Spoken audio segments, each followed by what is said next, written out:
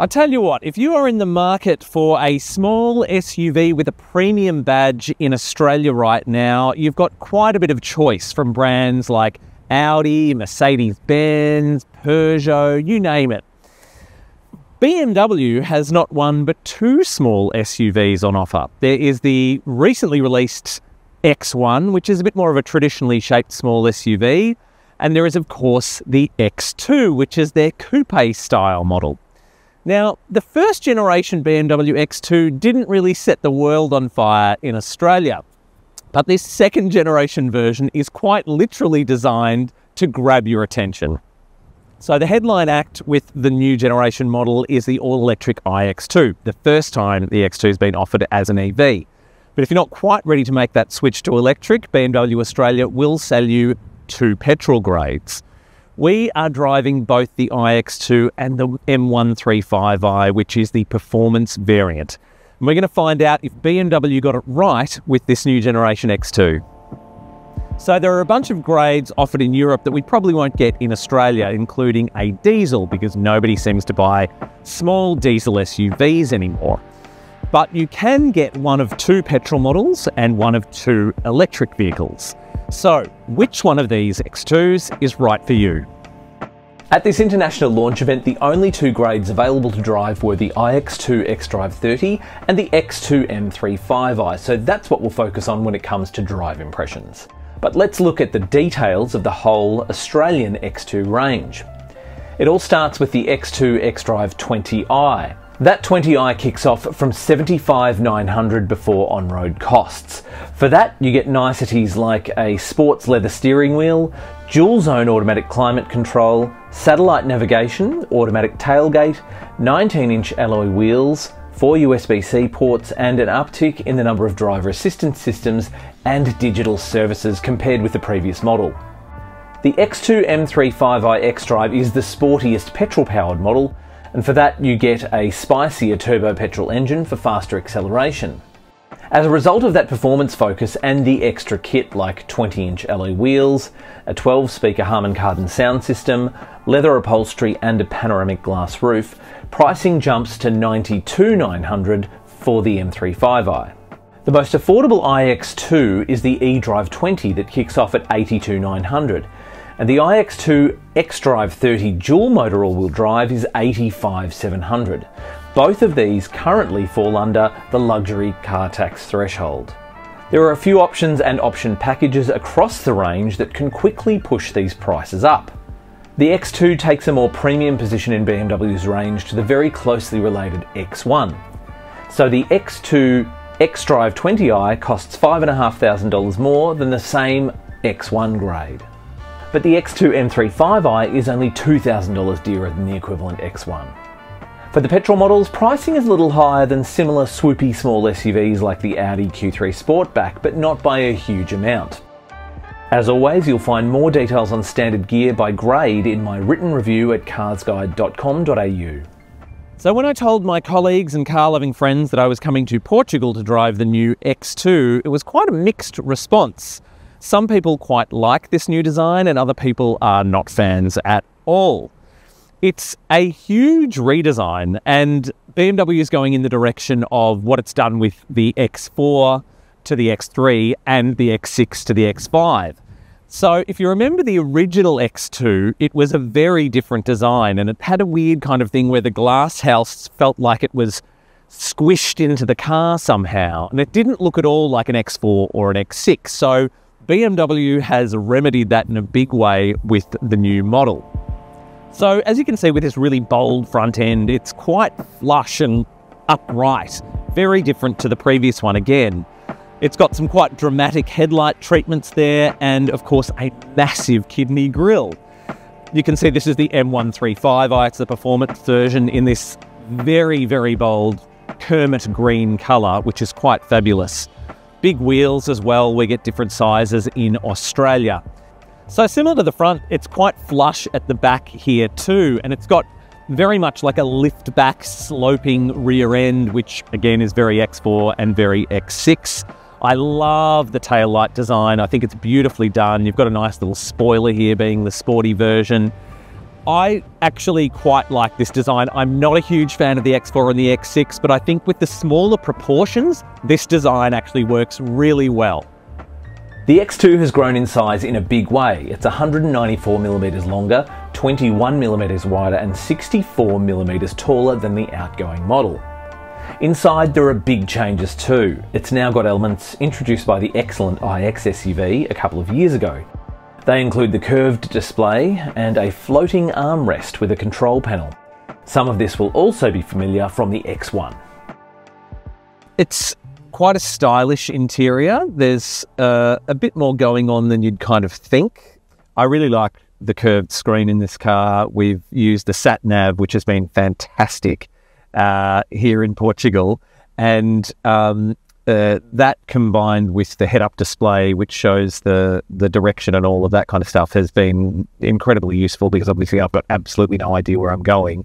But it's been so clear, it didn't stuff up at any point. It's really, really impressive. A lot of these in-house sat-navs are not great, but this one gets a big tick. The iDrive 9, this is the first model to be using iDrive 9, is also quite impressive. There's a lot more functionality coming to that as well. You can read about that in my written review. But thumbing through the menu, it's reasonably logical. It's quite funny because the main menu looks quite... like it's designed quite nicely, but then you dig down into the menu and it kind of looks like Windows icons, which is a bit weird.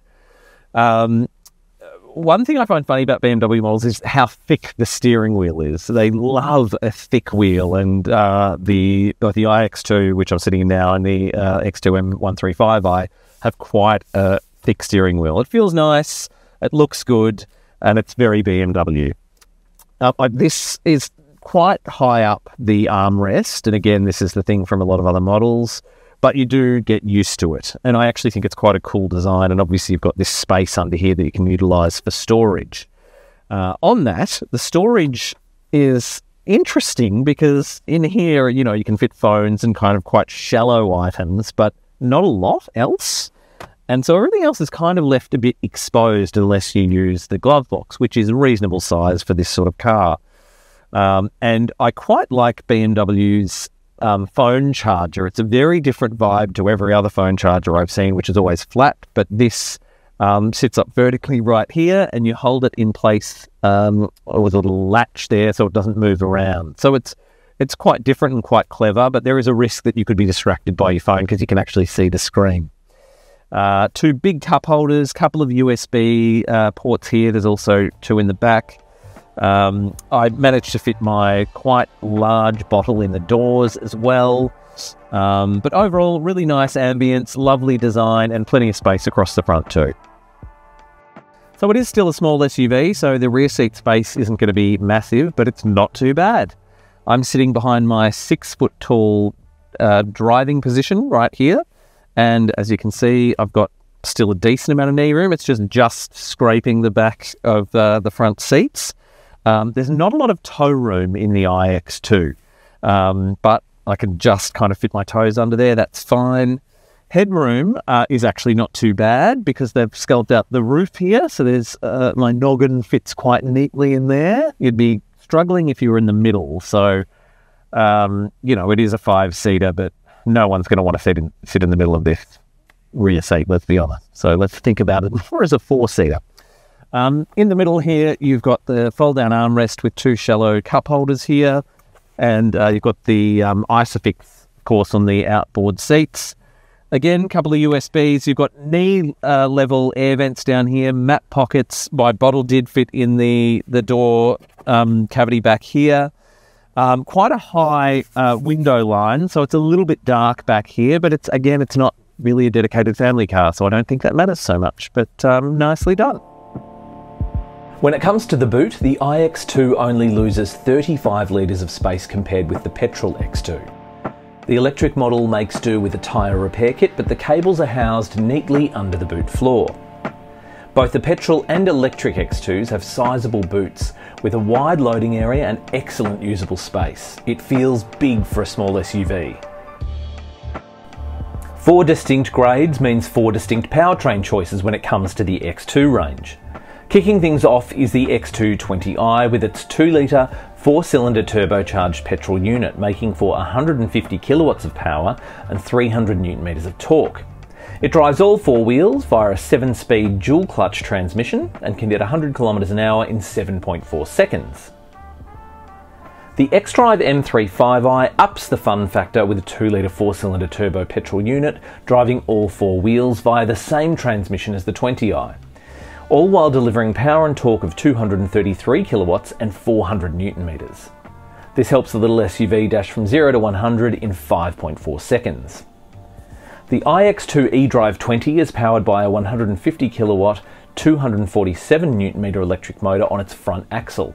And the iX2 xDrive 30 uses two motors, one on the front and one on the rear axle for all-wheel drive traction. The total system output is 230 kilowatts and 494 newton meters, and this one gets to 100 kilometers an hour in just 5.6 seconds. The xDrive 20i fuel use figure is yet to be confirmed, but the front drive version offered in Europe with a smaller capacity 3-cylinder engine sips as little as 6 litres per 100 kilometers on the combined cycle. Expect the Aussie spec version to be a little higher than that. The more potent M35i drinks 7.7 litres. The high voltage 64.8 kilowatt-hour lithium-ion battery in the iX2 ensures a driving range of up to 477 kilometres in the eDrive 20 and between 417 and 449 kilometres for the xDrive 30. The latter has an energy efficiency range of 16.3 to 17.7 kilowatt hours per 100 kilometres, and BMW says you should be able to top up the battery from 10 to 80% in 29 minutes at a fast charging station. That driving range is not bad compared with the Lexus UX 300e and Peugeot E2008, but not quite as impressive as the Volvo C40 twin motor. Okay, so I'm in the iX2, and I'm going to accelerate. Ooh! I don't know if you can hear that, but it's the quite cool synthetic EV noise that BMW's got for this. And it changes depending on which mode you're in. But it is quite cool. But that acceleration is quite brisk. You know, you don't probably need much more than that. And I've experienced that a bit today driving this car. So once again, I'm driving the iX2, the 30, xDrive 30, and I'm also driving the M135i, which is the petrol-powered performance model. There's obviously a big difference in how these cars drive. Like, it's quite striking. And that M135i is a real hoot. That little 2-litre turbocharged engine is really fun. It sounds fantastic and it's very punchy. But this iX2 is also very punchy because it's an EV. So it doesn't take much to get up to speed. And when you're at traffic lights and you want to pull away, this is a lovely car to do just that in. One thing I've noticed is how sharp the steering is, not just in the M135i, but in this iX2 as well. Quite darty, which is good. There's been a lot of twisty little roads that we've been turning into here in Portugal. So I'm on the coast of Portugal. I think I'm just outside of Lisbon, I want to say. And it is unbelievably windy. If you could see the waves I'm looking at the ocean now, you would be shocked. But the cabin's well insulated and you can't really hear much of what's happening. There's like the tiniest hint of wind noise, but if you look at the grass and the trees out here, it's ferocious wind. So I think that's pretty impressive. It's nice and hushed. I've been pretty impressed by the ride quality as well of the iX2. It does that thing, I've noticed this in the iX1, and to be honest, I don't think I've driven an EV that doesn't do this. It's a bit bouncy when you go over things like speed bumps, and it's just the fact that you've got all this weight at the bottom of the car. I've just never been able to avoid it in an EV. Not crazy noticeable in the iX2, but it's still there. But in terms of ride comfort, it's really impressive. And, you know, again, I've driven some EVs that have quite a sharp ride, and it's just not the case with this car at all. So the last time I drove the original first generation X2, it was the variant that was the performance version equivalent. I'm not sure if it was the M135i or if it had a different name. But what I remember about it is having a really sharp, uncomfortable ride. And the M35i, driving that a bit earlier, my co-driver and I were really surprised at just how comfortable the ride was. It's still definitely geared towards performance driving. It's a sporty suspension tune, but by no means is it uncomfortable. And I think they've got that balance really right for the new generation X2. Another note on the M135i, that 7-speed dual clutch is a terrific transmission. There were a couple of times on hills where I'd slowed down quite quickly and it held the gear for a bit too long. But apart from that, when you're driving at pace, it's very perfectly matched to that lovely engine. The X2 and iX2 are yet to be crash tested by ANCAP or Euro NCAP for that matter. As expected, it gets a more generous standard safety features list than its predecessor. Features include the latest version of BMW's front collision warning system, cruise control with a braking function, speed limit detection, active pedestrian protection, and a front centre airbag. Check the written review at carsguide.com.au for more details on the safety. The X2 range is covered by a 5-year unlimited kilometre warranty, something BMW only increased from 3 years back in 2022. That is now the minimum standard for the industry. The battery warranty for the iX2 is 8 years or 160,000 kilometres. Servicing is condition-based, so there's no specific schedule to it. But a 5-year servicing package will cost you $3,171 for the petrol X2s, and the iX2 is $2,186 for 6 years. The BMW X2 has been reborn and reimagined for a new generation, and to my mind, this second generation version is a much more successful execution than the original X2, which had its charms, but this one just ticks a lot more boxes. Of course, you have an electric variant now. There's no real winner when it comes to the M135i beating the iX2 or vice versa. They're going to appeal to very different buyers. For my money, I quite like the M135i, but I also find appeal in the iX2 as an urban car as well. We'll wait for the Australian launch to drive more variants so we can determine what is the sweet spot of the range, but at the moment it's pretty positive. For more information on the BMW X2, head to carsguide.com.au.